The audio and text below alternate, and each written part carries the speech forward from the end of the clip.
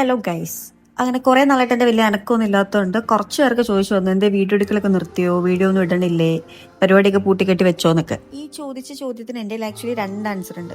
ഒന്നാമത്തെ ആൻസർ വലിയ പുതുമയുള്ള ആൻസർ ഒന്നും അല്ല, എല്ലാവരും പറയണ പോലെ തന്നെ മടിയായിരുന്നു. രണ്ടാമത്തെ ആൻസർ എന്ന് പറഞ്ഞാൽ അത്യാവശ്യം നല്ല തിരക്കുണ്ടായിരുന്നു.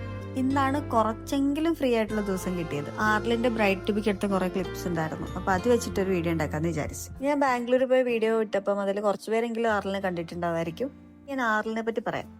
ആറിൽ ഞാൻ ആദ്യം കാണുന്നത് കോളേജ് വെച്ചിട്ടാണ്. കോളേജിൽ ഫസ്റ്റ് ഡേ ഞങ്ങൾ പഠിച്ചത് ചെറുപ്പങ്ങളുള്ള BVM ഹോളിക്രോസ് കോളേജിലായിരുന്നു. BSc mathematics 2017-20 batch. ആ കോളേജിലോട്ട് വരുമ്പം എനിക്ക് അങ്ങനെ എന്റെ പരിചയത്തിൽ അങ്ങനെ ഫ്രണ്ട്സ് ഒന്നും ഉണ്ടായിരുന്നില്ല. ആദ്യത്തെ കുറച്ച് ഇൻട്രൊഡക്ഷൻ ക്ലാസ് ഒക്കെ കഴിഞ്ഞ് നമ്മളെ ക്ലാസ്സിൽ കൊണ്ടിരുത്തി. അങ്ങനെ ബെഞ്ചിലിരുന്നപ്പം എന്റെ അടുത്ത് ആദ്യം വന്നിരുന്നത് ആർലനായിരുന്നു. 2 ദിവസം കഴിഞ്ഞപ്പോൾ മേഘ നമ്മുടെ ഒപ്പം ജോയിൻ ചെയ്തു. അന്ന് തൊട്ട് ഞങ്ങൾ 3 പേരും ഒരുമിച്ചിരിക്കാൻ തുടങ്ങിയതാണ്. അങ്ങനെ 3 വർഷം ഞങ്ങൾ 3 പേരും ഒരുമിച്ചാണ് ഇരുന്നത്. ഞങ്ങളുടെ അലമ്പ് കാരണം ഞങ്ങൾ ബാക്കിയുള്ളവരും കൂടെ അലമ്പാക്കുന്നു എന്നുള്ളൊരു പരാതി കാരണം ഞങ്ങൾ 3 പേരെ മാറ്റിയിരുത്താൻ നോക്കി.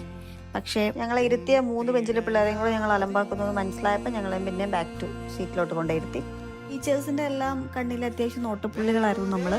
ഞാനും ആർലിനും കുറച്ചെങ്കിലും സൈലന്റ് ആയിരുന്നു. പക്ഷേ മേഘ ദ ഡോൺ നമ്മൾ കുറച്ച് വൈലന്റ് ആയിരുന്നു. അങ്ങനെയല്ല, നമുക്ക് എന്തെങ്കിലും പ്രശ്നം ഉണ്ടെങ്കിൽ തട്ടിക്കയറി ചോദിക്കാനും തിരിച്ച് രണ്ടും പറഞ്ഞു നിൽക്കാനൊക്കെ അവളെ കൊണ്ട് പറ്റുള്ളായിരുന്നു. അന്നൊക്കെ ഞങ്ങള് ഭയങ്കര പേടിത്തുണ്ടികളായിരുന്നു. കോളേജിലെ കഥ പറഞ്ഞു തുടങ്ങിയാൽ പിന്നെ തീരില്ല, കുറെ ഉണ്ട് പറയാനായിട്ട്. പക്ഷെ ഇപ്പൊ ടീച്ചേഴ്സിനെ കാണുമ്പോൾ ഭയങ്കര സന്തോഷമാണ്. എല്ലാവരും കാണുമ്പോൾ സംസാരിക്കും, എല്ലാവർക്കും നമ്മൾ നന്നായിട്ട് അറിയുകയും ചെയ്യാം.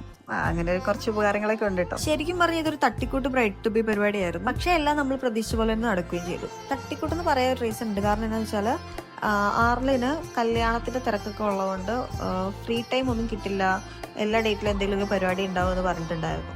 അവളുടെ അനിയത്തിയായി ഡിസ്കസ് ചെയ്തിട്ടാണ് നമ്മൾ ആ ഒരു ഡേറ്റ് ഫിക്സ് ചെയ്തത്. അവൾക്കൊരു സൂചന പോലും കൊടുക്കാണ്ട് ഈ സ്ഥലത്തോട്ട് എത്തിച്ചത്.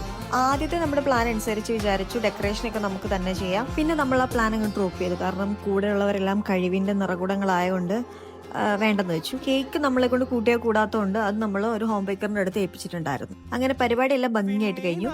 ഇത് ജാനുവരി 1 എടുത്ത വീഡിയോ ആണ്. ഇപ്പൊ ആർലിന്റെ കല്യാണമൊക്കെ കഴിഞ്ഞിട്ടുണ്ട്. അപ്പൊ ഇത്രേ ഉള്ളൂ. ബൈ.